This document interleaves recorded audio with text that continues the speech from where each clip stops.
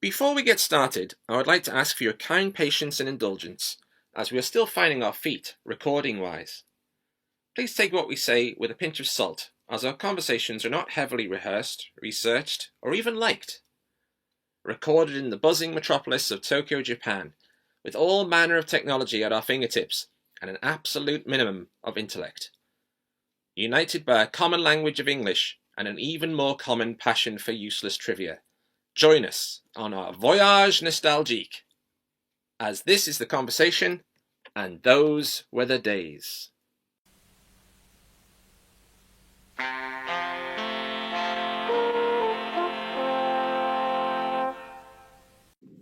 Hey, Jim.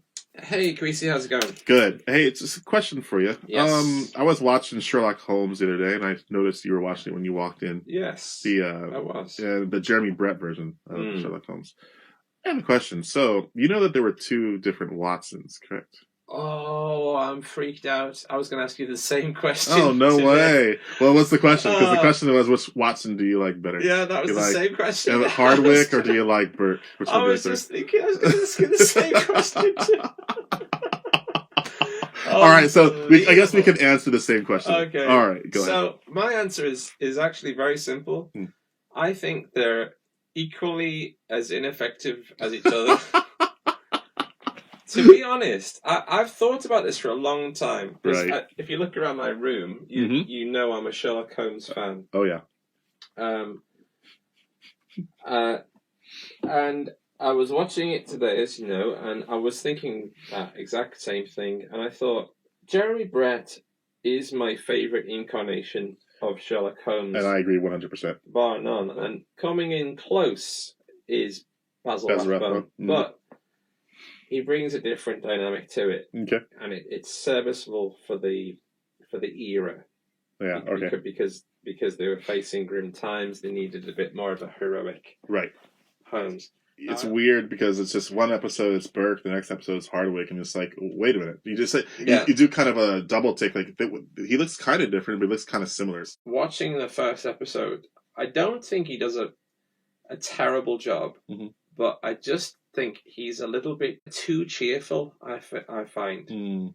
I don't know, but I actually love Nigel Bruce.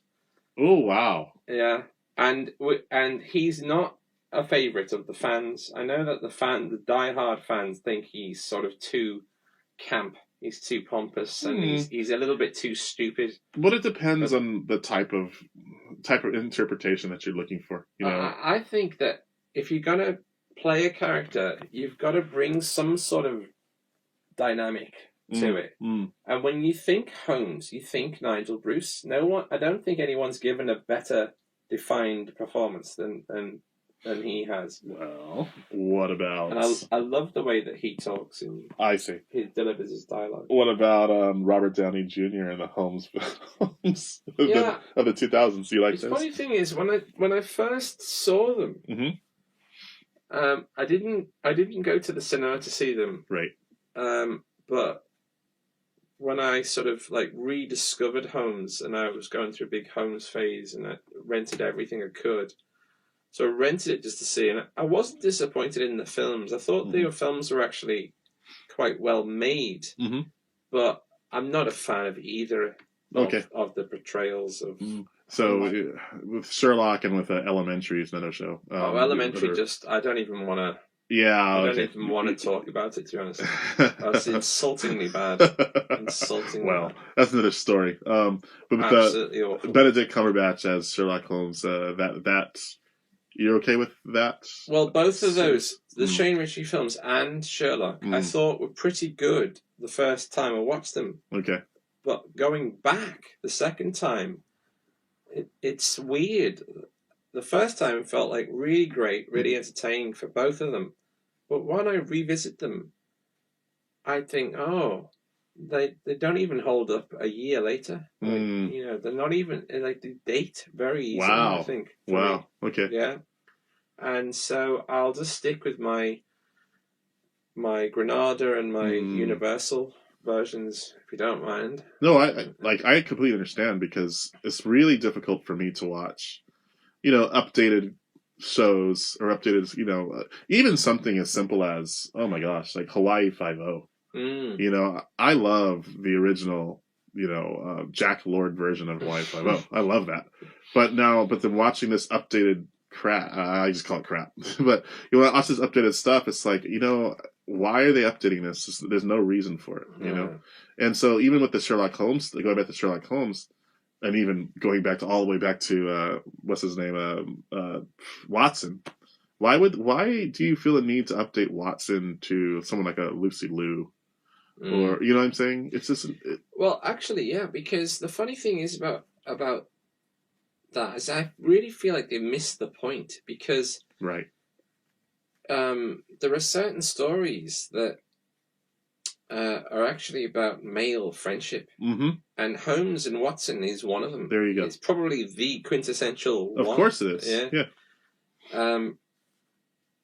And I always feel shortchanged that people always dismiss relationships between two men as homoerotic. They throw that around so easily. Yeah. And it's like, yeah, but also there could be, and there should be, stories about how two heterosexual men talk to each other, bond with each other, relate to each other. Just like how there should be films and should be TV shows of two women speaking to each other without having a man in the conversation, or having them talk about a man. Yeah. I mean, our regular normal conversations in daily life, we don't always talk about the opposite sex all the time. Yeah. We don't always talk about, I want to be in love with this man. No one talks about that all the time. And I agree. I think that there should be, like, look at Star Wars, for example. Look at especially the new updated versions of Star Wars.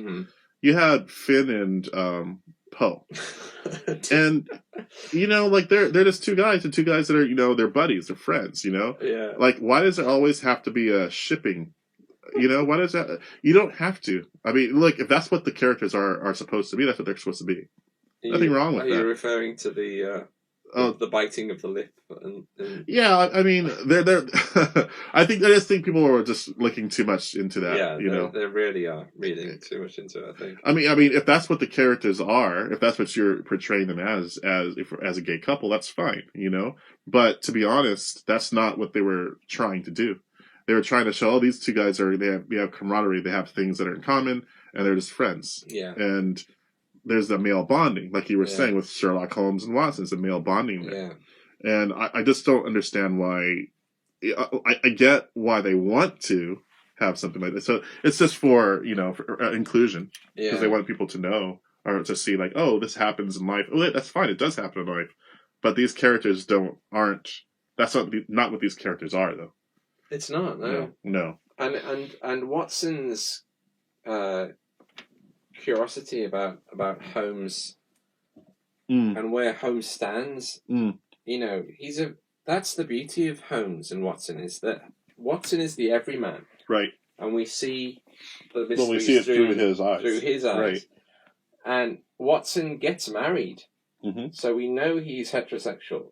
But Holmes lingers in this weird twilight zone of he's almost asexual. He doesn't really care one way or the other, right? Really.